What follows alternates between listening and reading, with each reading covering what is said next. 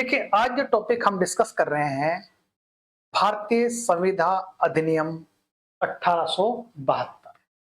देखिए, आज जो एमसीक्यू क्वेश्चन जो है हमारे सारे भारतीय संविधा अधिनियम पर ही आधारित है।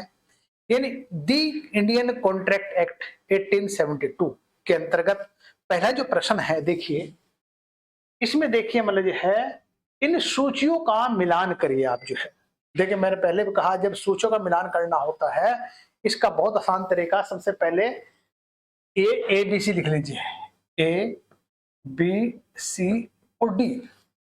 ऐसा लिखने से क्या होगा कि जो हम जो है मिलान करते जाएंगे उसमें फिगर आती जाएगी, तो इससे जो है गलती होने के बहुत कम चांस होते हैं।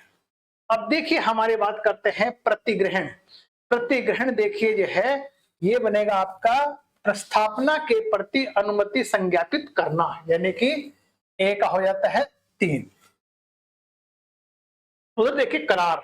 करार को देखिए हमारा वचन या वचनों का संवर्ग, यानी कि ये 1 हो जाता है।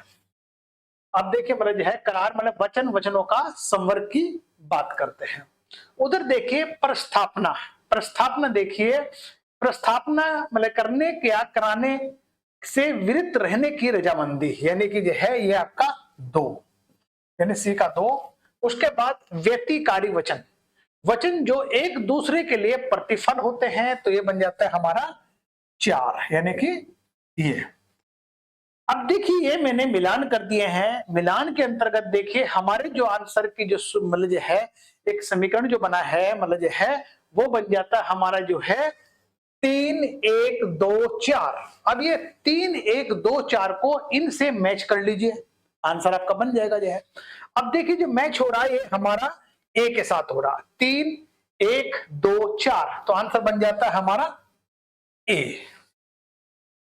अब देखिए अगर हम प्रतिग्रहण की बात करते हैं, प्रतिग्रहण क्या है मतलब है प्रस्थापना के प्रति अनुमति संज्ञापित करना होता है। वहीं पर देखिए करार। करार क्या है? वचन या वचनों के संवर्ग को कहते हैं। प्रस्थापना, प्रस्थापना करने या करने से विरत रहने की जो है प्रयत्न है। उधर देखिए व्यतिकारी वचन। व्यतिकारी वचन के अंतर्गत वचन जो एक दूसरे के प्रति या एक दूसरे के लिए प्रतिफल होते हैं, तो देखिए इस प्रकार आंसर बना इसका ए। नेक्स्ट क्वेश्चन देखिए आपका, जब वचनदाता की वांछा पर वचन ग्रहीता या कोई अन्य व्यक्ति कुछ कर चुका है या करने से विरत रहा है या करता है या करने से विरत रहता है या फिर करने का या करने से विरत प्रवृत्त रहने का वचन देता है, तो ऐसा कार्य या परवृत्त या वचन जो होता है वो करार कहलाता है, संविदा कहलाता है, देखिए प्रतिफल कहलाता है या फिर प्रस्थापना कहलाता है। देखिए आंसर बनेगा इसका सी, प्रतिफल कहलाता है। अब देखिए अगर हम बात करते हैं इसके जो है मतलब जो है आपके उसके आंसर की बात करते हैं, देखिए इस जो प्रश्न है देखिए आप जो है यानी कि इसमें जो है यानी कि अगर हम बात करते हैं मतलब जो है प्रतिफल की जो परिभाषा है इन शब्दों में जो है जब वचनदाता यानी कि जब वचनदाता की वांछा पर वचन ग्रहीता या कोई अन्य व्यक्ति कुछ कर चुका है या करने से विरत रहा है या करता है या फिर करने से विरत रहता है या फिर करने से प्रवृत्त रहने का वचन देता है, तो वो हमारा प्रतिफल हो जाता है। तो आंसर बना इसका सी। नेक्स्ट क्वेश्चन, निम्नलिखित कथनों पर विचार कीजिए। अब इसमें विचार करना देखिए आपका जो है यानी कि जब प्रतिग्रहण का पत्र डाक में छोड़ा जाता है तो केवल प्रस्थापना करने वाले के विरुद्ध प्रतिग्रहण संपूर्ण हो जाती है, ये सही है। उसके बाद देखिए हमें देखिए जब प्रतिग्रहण का पत्र डाक में छोड़ा जाता है तो केवल प्रतिग्रहण करने वाले के विरुद्ध संपूर्ण हो जाती है। यानी देखिए आप जो है इसमें आपकी बात करते हैं हम जो है यानी कि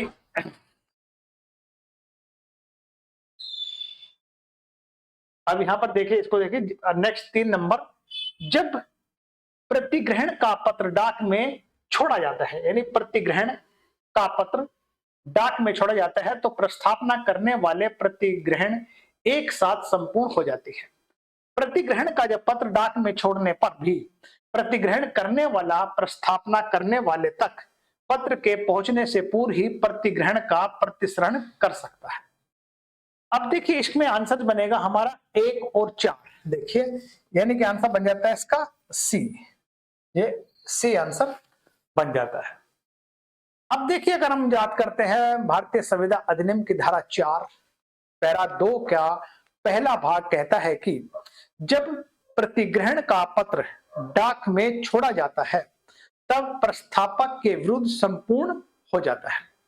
वहीं पर देखिए धारा 5 का दूसरा जो पैरा कहता है कि कोई भी प्रतिग्रहण उस प्रतिग्रहण की संसूचना प्रतिग्रहित के विरुद्ध हो जाने के पूर्व किसी भी समय प्रतिसर्हित किया जा सकेगा और प्रतिग्रहण की संसूचना प्रतिग्रहिता के विरुद्ध मतलब जो है तब संपूर्ण हो जाती है जब वह प्रस्थापक के ज्ञान में आती है।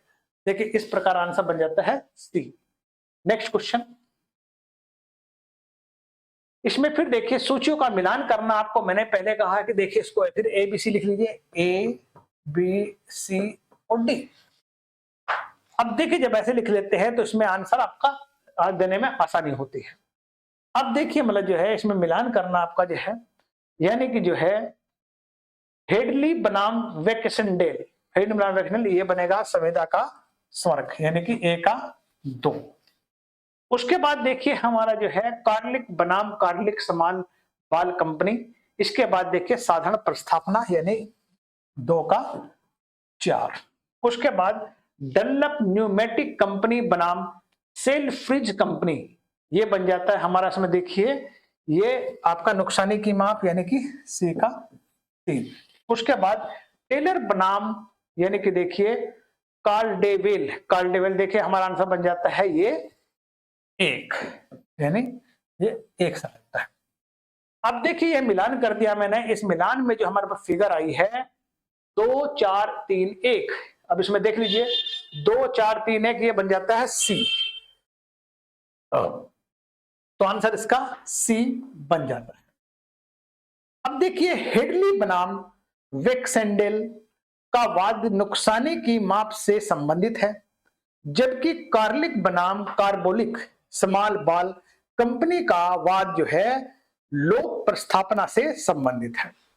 इसी प्रकार देखिए डनलप न्यूमेट्रिक कंपनी बनाम सेल ब्रिज का वाद जो है संसर्ग यानी कि संसर्ग से और टेलर बनाम कोल्डेवेल की धारा 56 के अंतर्गत विषय वस्तु के विनाश से संबंधित है। अब देखिए आंसर बन गया हमारा टी। नेक्स्ट, एक दुकान के प्रदर्शन कक्ष में एक पोशाक प्रदर्शित की गई है और पोशाक में कीमत की पर्ची लगी है।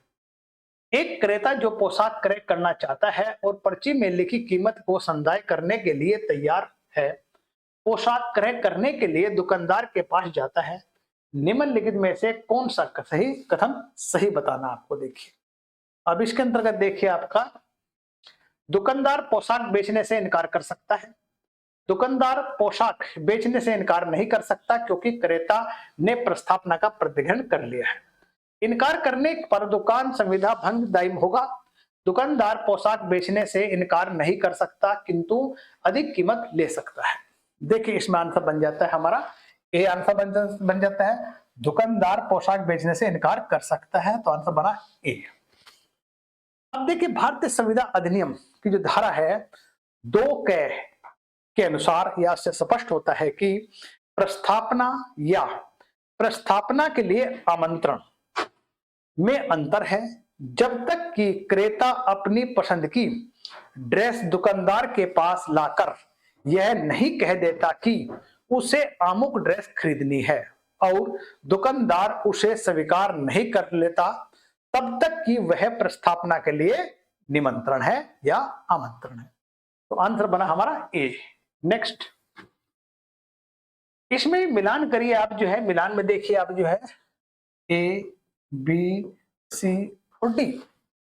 अब देखिए इसमें जो है साधारण प्रस्थापना देखिए हमारा सार्वजनिक प्रस्थापना की बात हो रही है। ए का 2 सत्कार निमंत्रण बनाम सत्कार का निमंत्रण देखिए इसमें आता है प्रस्थापना आमंत्रित करने के लिए प्रस्थापना यानी कि 2 का ए।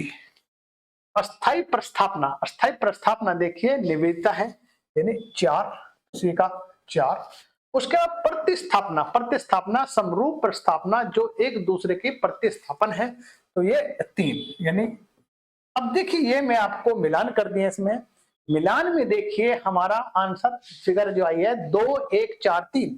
अब इसमें देख ले 2 1 4 3 देखिए ये बन जाता है हमारा ए, तो मिलान हो गया हमारा ए आंसर बन जाता है।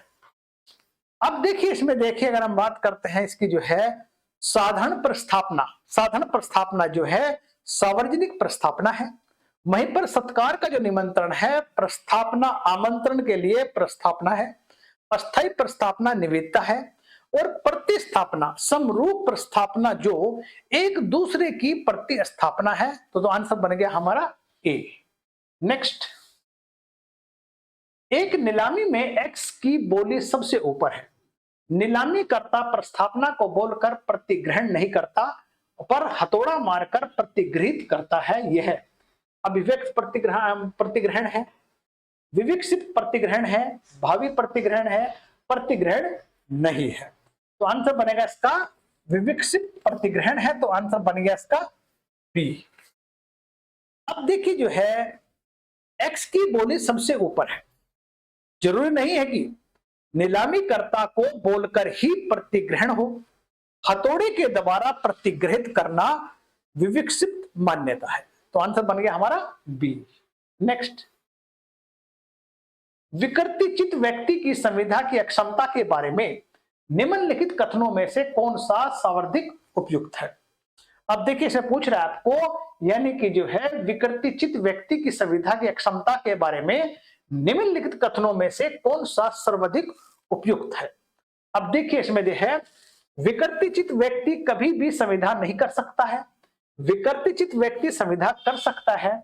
कोई व्यक्ति जो सामान्यतः विकृतिचित का है संविधा कर सकता है यदि संविधा करते समय वह स्वास्थ्यचित है। कोई व्यक्ति जो कभी कभी विकृतिचित हो जाता है और संविधा कर सकता है चाहे संविधा करने के समय वह विकृतिचित हो। देखिए आंसर बनेगा इसका सी, यानी कि कोई व्यक्ति जो सामान्यतः विकृतिचित का है और संविधा कर सकता है यदि संविधा करते समय वह स्वास्थ्यचित है, फिट है, तो देखिए इसका आंसर बनेगा सी। अब देखिए जो है अगर हम भारतीय संविधा अधिनियम की जो धारा 12 के अनुसार जो व्यक्ति प्राय विकृतिचित रहता है किंतु कभी कभी स्वास्थ्यचित भी हो जाता है या रहता है, जब वह स्वास्थ्यचित हो तो संविधा कर सकता है। तो इस प्रकार आंसर बना इसका सी। नेक्स्ट क्वेश्चन देखिए आपका जो है, इसमें निम्नलिखित कथनों पर विचार कीजिए। ठीक है, वस्तु अस्तित्व में नहीं है यह अभिवचन तभी अभिभावी होगा जब पहचान में भूल के आधार पर न्याय भंग का मामला है। वस्तु अस्तित्व में नहीं है यह अभिवचन भी सफल होगा जहां पक्षकार की जानकारी के बिना संविधा के विषय वस्तु संविधा के समय अस्तित्व में नहीं थी। अब देखिए इसमें देखिए आप जो है यानी कि ये सही है उसे बताना आपको। देखिए और कूट रियर बनाम हेस्टी उस स्थिति का उदाहरण है जहां वस्तु अस्तित्व में नहीं है का अभिवचन सफल हुआ है। तो देखिए इसमें आंसर बन जाता है 2 और 3 आंसर बन जाता है हमारा ए, तो हमारा ए आंसर बन जाता है। अब देखिए अगर हम बात करते हैं वस्तु अस्तित्व में नहीं है यह भी अभिवचन यानी कि सफल होगा जहां पक्षकारों की विषय वस्तु संविधा के समय अस्तित्व में थी। कूट रियर बनाम हेस्टी में यह भी अभी निर्धारित किया गया है, तो आंसर बना हमारा ए। नेक्स्ट, निम्नलिखित कथनों में कौन सा एक सही है। संविधा के लिए प्रतिफल का उद्देश्य यह है कि संविधाकारी पक्षकार संविधा का पालन करने में समर्थ है। पक्षकार संविधा के पालन के लिए न्यायालय के हस्तक्षेप की अपेक्षा नहीं कर सकता है। पक्षकार ने स्वतंत्र सहमति अभिव्यक्त की है।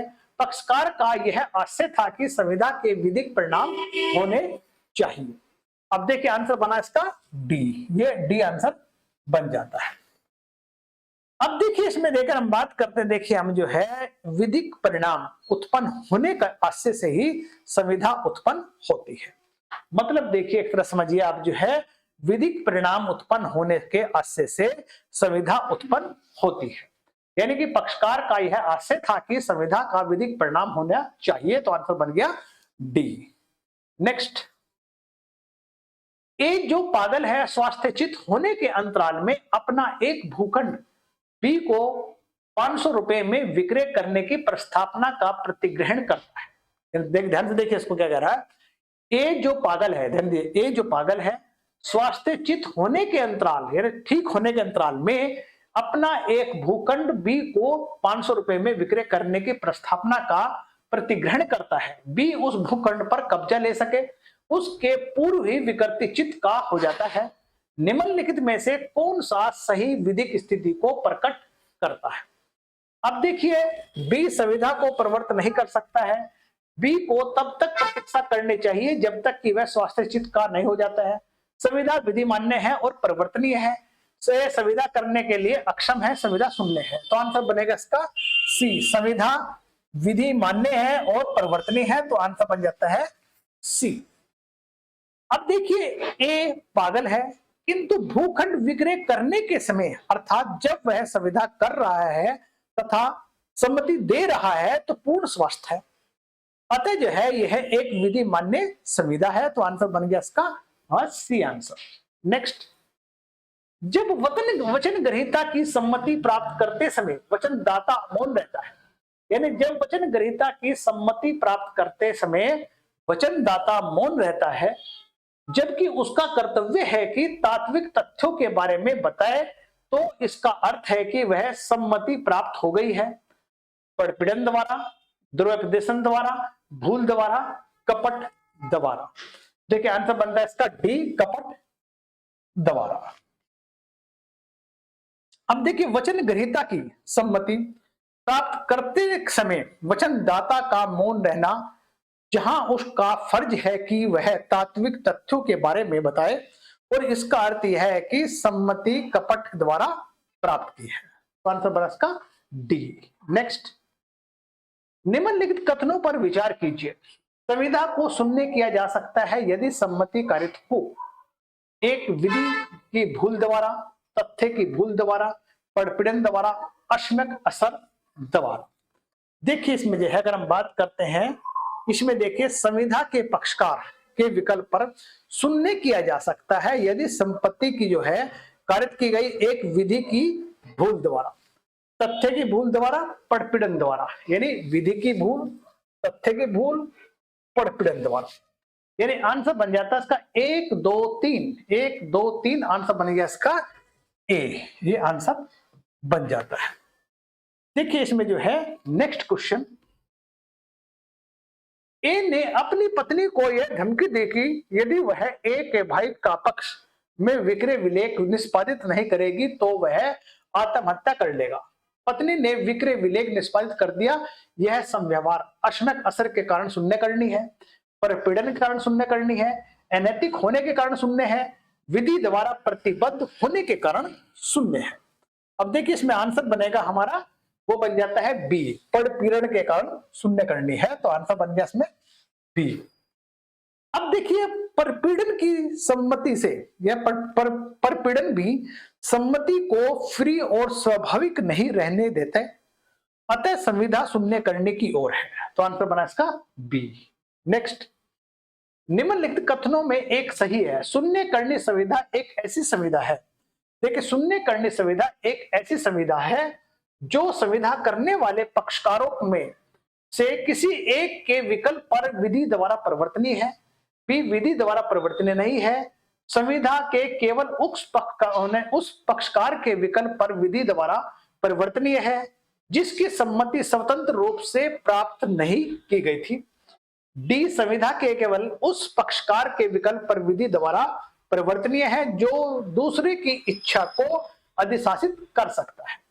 देखिए इसमें आंसर बन जाता है इसका सी, यानी कि संविधा के केवल उस पक्षकार के विकल्प पर विधि द्वारा परिवर्तनीय है जिसकी सम्मति स्वतंत्र रूप से प्राप्त नहीं की गई थी। तो आंसर बना इसका सी।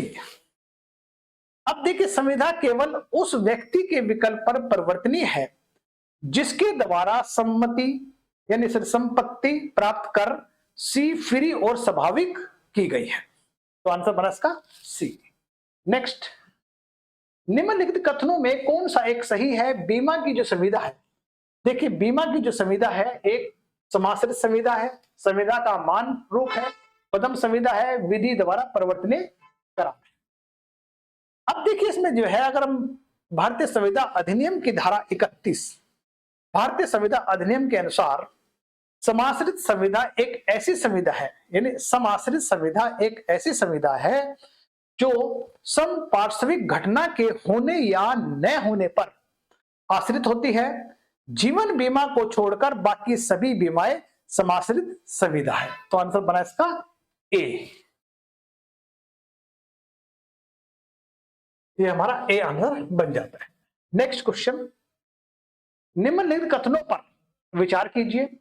किसी भी या किसी शिशु को प्रदाय की गई आवश्यक वस्तुओं के लिए उसका दायित्व एक संविदा जात है और उसके विरुद्ध प्रवर्त किया जा सकता है।